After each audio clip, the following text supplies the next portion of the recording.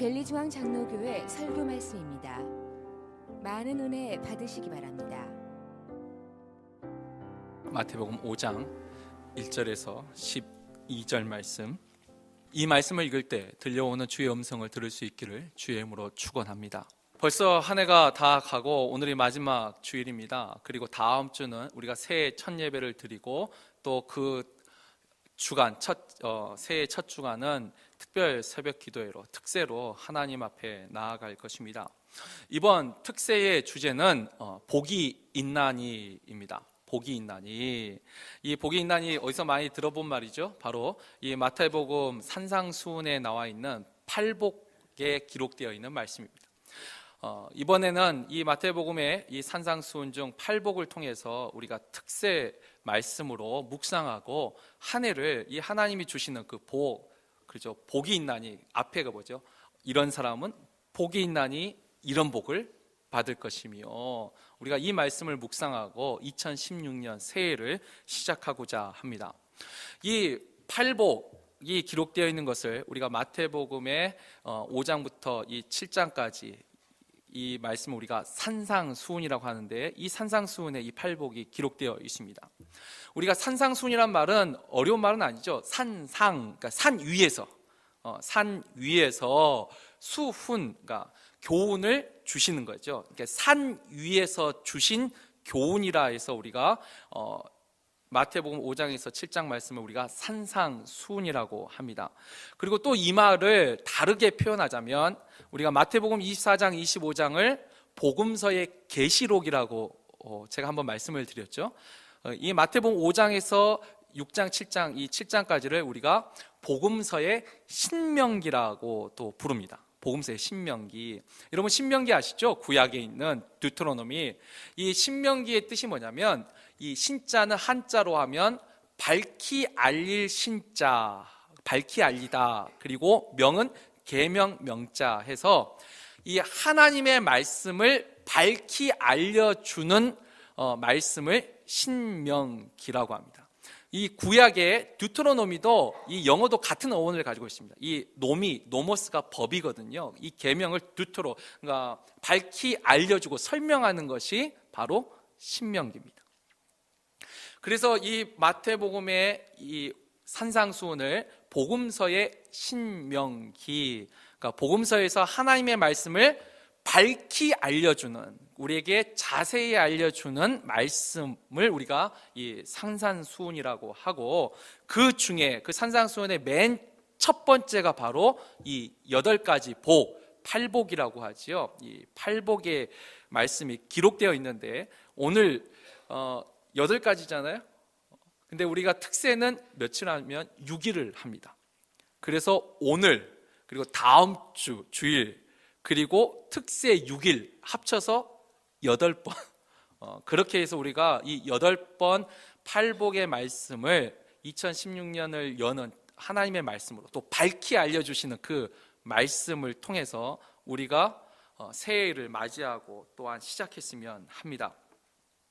먼저 오늘 이 팔복의 이 말씀을 이제 구체적으로 하나하나 우리가 살펴볼 터인데, 오늘은 먼저 이 전체적인 시각을 하나 짚고 넘어가야 될 필요가 있습니다. 먼저 이 팔복은 크게 이 구조가, 자, 이런 사람은 복이 있나니 이러한 복을 받을 것이며, 그러니까 이 크게 조건과 결과로 이 말씀이 이루어져 있습니다. 자, 먼저 이 조건을 보면은 오늘 설교 제목이 뭐죠? 마음이 가난한 자는, 물론 성경에 심령이 가난한 자로 나왔는데 이 마음이라는 말이 더 좋을 것 같아서 제가 바꿨습니다. 자, 이와 같이 마음이 가난한 자는, 이게 조건이면 그 사람에게 뭐가 있어요? 복이 있나니. 어떠한 복을 주세요? 오늘 말씀에는 천국이 저희 것이며, 자, 이와 같이 애통한 자는 복이 있나니 위로를 받을 것이며, 이와 같이 조건과 결과로 이 8가지 팔복이 이루어져 있습니다. 자, 그런데 이 복 있는 자의 조건들이 우리가 일반적으로 생각하는 거하고는 좀 많은 차이가 있습니다. 지금 이 산상수훈에 나와 있는 복 있는 사람들의 조건을 보면 마음이 가난한 사람, 애통한 사람, 온유한 사람, 의에 줄이고 목마른 사람, 화평케 하는 사람. 자, 이 조건들을 이렇게 하나하나를 살펴보면 이런 조건들은 다 이 정서적인 마음, 이 정서적이고 영적인 조건들로 이루어져 있습니다. 자, 이것은 세상이 말하는 복의 조건, 복 받는, 잘 사는 사람들의 조건과는 조금 다릅니다. 여러분, 세상에서는 어떤 사람들이 복이 있다라고 하죠? 일단 재산이 많은 사람, 물질이 많은 사람이 복이 있지요. 그리고 또 태어날 때부터 좋은 집에서 태어난 사람이 복이 있지요. 그리고 또 세상에서는 외모도 중요합니다. 요즘은 그래서 외모도 복 받은 사람의 조건이 됩니다.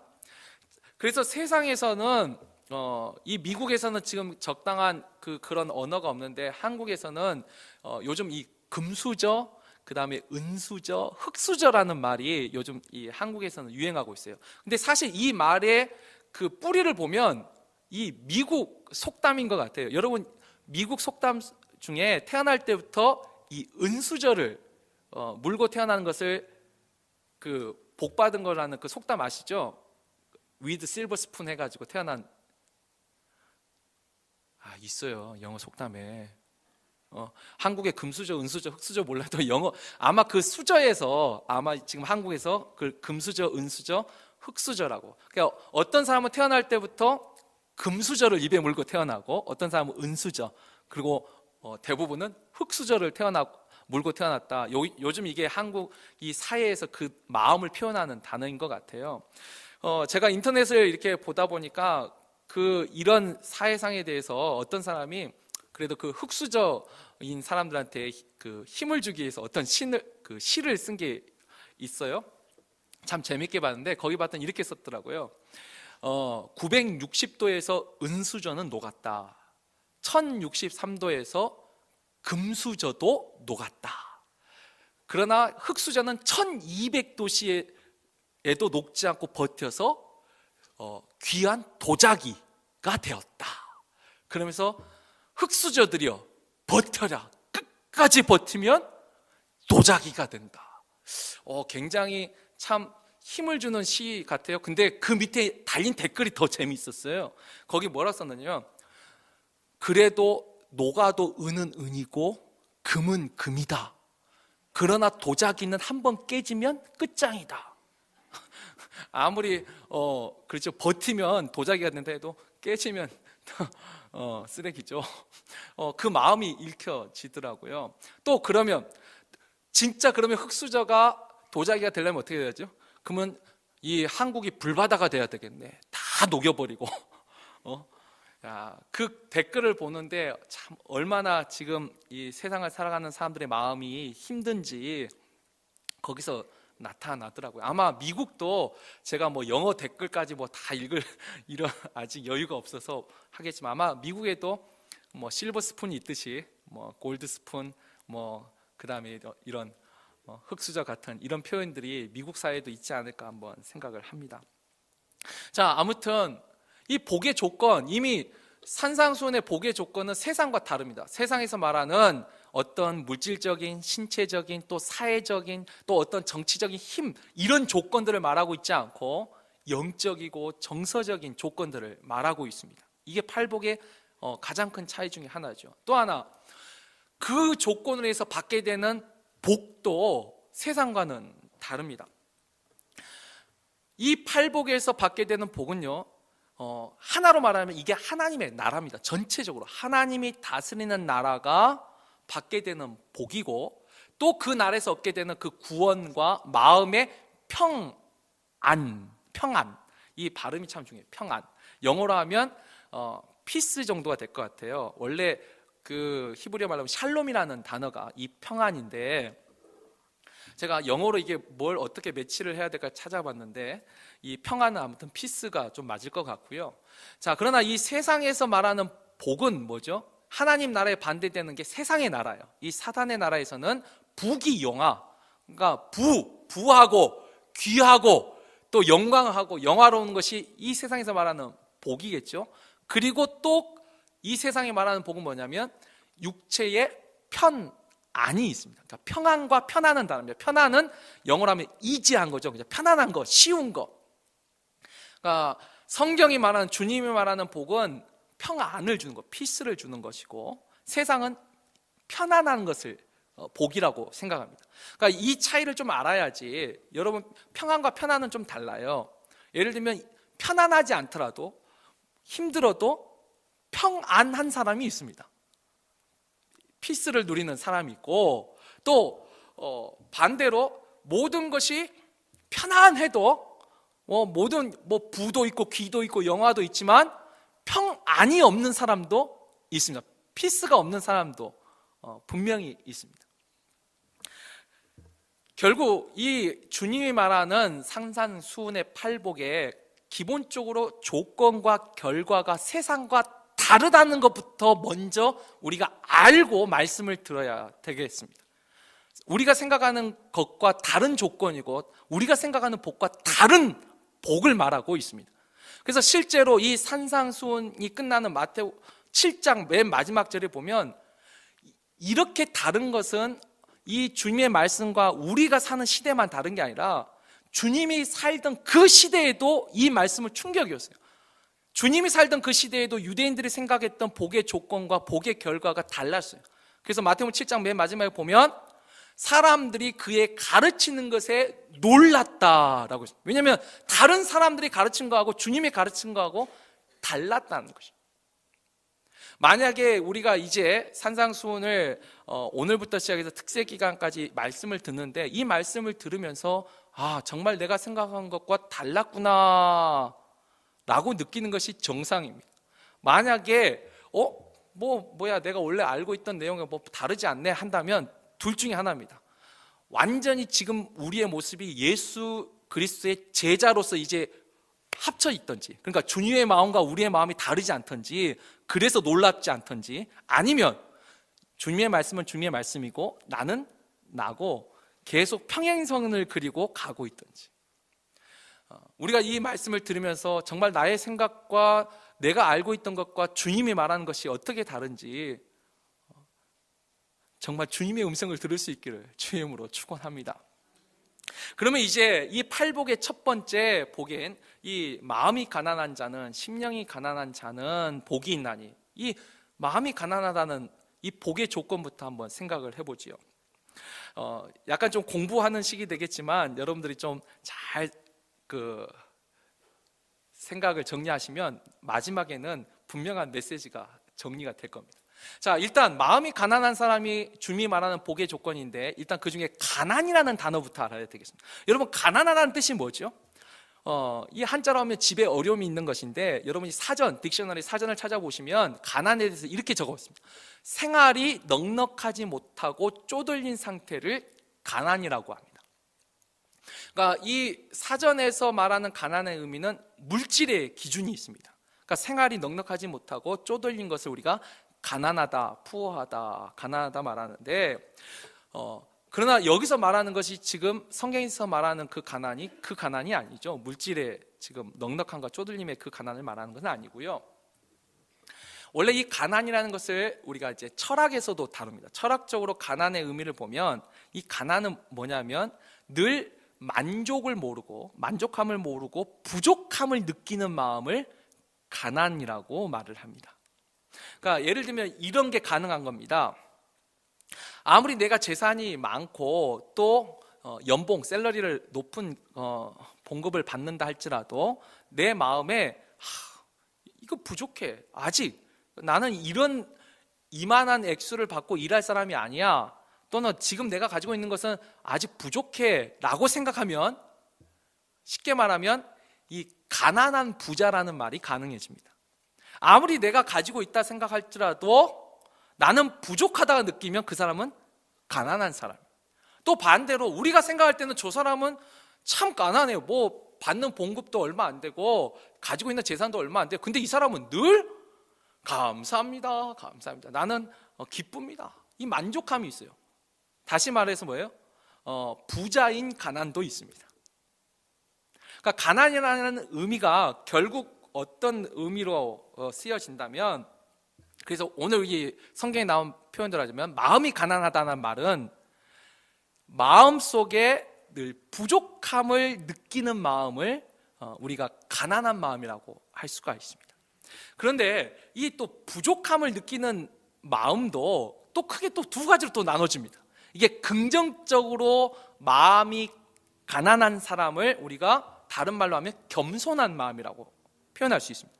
그러니까 나는 다른 사람의 도움도 필요하고 나는 늘 배울 준비가 되어 있어요. 이 겸손한 마음으로 가난한 마음이 있을 수 있고요. 부정적으로 또 마음이 가난한 사람이 있을 수 있어요. 어떤 사람이요? 불평하는 사람. 아까 또 말했지만 만족하지 못하고 기쁨이 없는 마음도 여러분 가난한 마음이에요. 늘 불평이 있는 거죠. 또 비겁한 마음도 가난한 사람. 그러니까 사람들 앞에서 내가 당당하게 말하지 못하고 늘 뒤에서 말하는 것도 가만히 보면 그 사람의 마음은 가난한 사람. 아마 우리 대한민국뿐만 아니라 미국도 그렇지만 이 인터넷이 발달되면서 특별히 그러니까 익명성이라 하죠. 자신이 드러나지 못하고, 그러니까 평상시에는 말하지 않지만 이 인터넷 상에서는 온갖 말을 다 할 수 있는 거, 여러분 가만히 보면 그 글을 쓴 사람들도 마음이 가난한 거죠. 마음이 지금 가난한 거예요. 그러니까 자신을 숨기고 뒤에서 말을 하는 겁니다. 그리고 오늘 주보에는 제가 기록되어 있지 않지만 주보 요약에 하나 더 있죠. 탐욕도 가난한 마음입니다. 그러니까 늘 부족하다고 느끼는 마음, 늘 나는 부족해, 난 더 가지고 싶어, 이것도 가난한 거예요. 자, 그러니까 마음이 가난한 거, 부족함을 느끼는 마음이 가난함인데, 이 부족함을 느끼는 가난함도 두 가지가 있어요. 긍정적으로는 겸손함이 있고 부정적으로는 불평과 비겁함과 탐욕이 있습니다. 자, 그렇다면 성경이 지금 말하는 심령이 가난한 자는 복이 있다 할 때 그 가난한 사람은 어떤 사람일까요? 불평하고 비겁하고 탐욕한 마음을 복이 있다고 할까요? 아니요. 지금 성경에서 말하는 복이 있는 가난함은 겸손한 마음입니다. 자, 그리고 여기서 우리가 또 산상수훈에서 절대 잊어버리지 말아야 될 게 뭐냐면, 아까 그러면 겸손한 마음은 다 복이 있나요? 물론 세상에서도 겸손한 사람이 있습니다. 그 사람들은 또 복이 있지요. 그러나 현실을 보면 세상에서 겸손하다 해서 늘 복이 있는 건 아니에요. 이 산상수훈의 가장 중요한 구절 중에 하나가 1절입니다. 1절. 우리가 1절을 늘 잊어버리는데 1절에 보면 이렇게 기록되어 있죠. 예수께서 무리를 보시고 산에 올라가 앉으시니 제자들이 나온지라. 다시 말하면 지금 이 산상수훈, 하나님의 말씀을 밝히 알려주고 있는 이 산상수훈은 누구에게 한 말이냐면 모든 사람에게 한 게 아니라 산에 올라가 앉으신 주님을 만나러 온 사람들, 우리는 그 사람들을 제자라고 합니다. 제자들에게 한 소리란 걸 아셔야 돼요. 이게 가장 기본적인 거예요. 우리가 그 밑에 보면 애통하는 자는 복이 있어요. 그러니까 온유한 자는 복이 있어요. 계속 나오잖아요. 근데 여러분, 애통, 슬퍼한다고 다 복이 있나요? 아니에요. 정확하게는 어떻게 하죠? 주님 앞에 나와서 애통하는 자는 복이 있나니, 주님 앞에 나온 온유한 자가 복이 있나니, 주님 앞에 나온 의에 줄이고 목마른 자가 복이 있나니, 이렇게 되는 거예요. 늘 앞에는 주님 앞에 나온 마음이 가난한 자가 복이 있는 것입니다. 마찬가지로 이 마음의 가난함이 이렇게 긍정적으로 겸손과 부정적으로 불평과 비겁함과 탐욕이 있다면, 아까 이 마음의 가난함의 또 반대말은 마음의 부함이겠죠. 이 마음의 부함도 똑같이 두 개로 나눠집니다. 자, 좋은 의미에서, 긍정적인 의미에서 마음이 부한 사람은 어떤 사람이에요? 만족을 알고 감사할 줄 아는 사람, 기쁨이 있는 사람이 마음이 부한 사람이에요. 그러나 반대로 부정적으로 마음이 부한 사람은 어떤 사람이죠? 이 사람이 바로 교만한 사람이고, 또한 가득 찬 컵과 같은 마음을 가진 사람입니다. 여러분, 이 가득 찬 컵의 비유는 사실 우리나라의 고산 그 윤손도의 일화에서 나온 말입니다. 사실 윤손도라는 사람은 잘 몰라도 아마 가득 찬 컵의 이야기는 많이 들어보셨을 거예요. 원래 거기서 나온 이야기예요. 이 고산 윤손도가 유배를 가게 됐어요. 그러니까 벌을 받고 멀리 귀향을 갔어요. 근데 이 유배지에 있던 그 마을의 한 촌장이 이 윤손도가 오기 전에는 자기가 늘 그 마을 사람들의 존경을 받고 마을 사람들에게 조언을 해주는 사람이었어요. 그런데 윤선도가 오고 나니까 사람들이 이 윤선도한테 가는 거예요. 그러니까 거기에 막 시기와 질투와 또 마음이 불편해졌어요. 그래서 이 촌장이 윤선도한테 말하죠. 내가 몇 월 며칠 날 당신하고 학문, 그러니까 이 우리의 배움을 한번 논해봅시다. 그러니까 자기가 더 똑똑하다는 것을 보여주고 싶었던 거예요. 그래서 몇 월 며칠 날 날짜를 정하고 딱 갔어요. 가가지고 이 촌장은 가서 노노, 맹자, 공자 하면서 이제 막 이야기를 해요. 근데 윤선도가 가만히 있더니 아무 말도 안 하고 방에 딱 컵 하나하고 물주전자 하나가 있었는데 말을 안 하고 그 컵에다 물을 그냥 붓는 거죠. 그 물을 부었더니 어떻게 해요? 나중에 가득 차고 이제 넘치게 해서 방바닥으로. 그러니까 이 촌장이 당황해서 아니 왜 이렇게 하냐고 하니까 윤선도가 하는 말이 뭐예요? 지금 당신의 마음이 이 컵과 같아서 이미 이렇게 다 가득 차 있는데 내가 더 이상 무슨 말을 한들 다 넘칠 뿐 아니겠습니까? 이게 가득 찬 컵의 이야기입니다. 이게 부정적으로 말하면 마음이 부한 사람이죠. 그러니까 이미 나의 생각, 나의 기준, 나의 경험, 나의 지식으로 가득 차 있기 때문에 더 이상 다른 것이 들어갈 틈이 없는 것이 마음이 부한 사람들의 특징.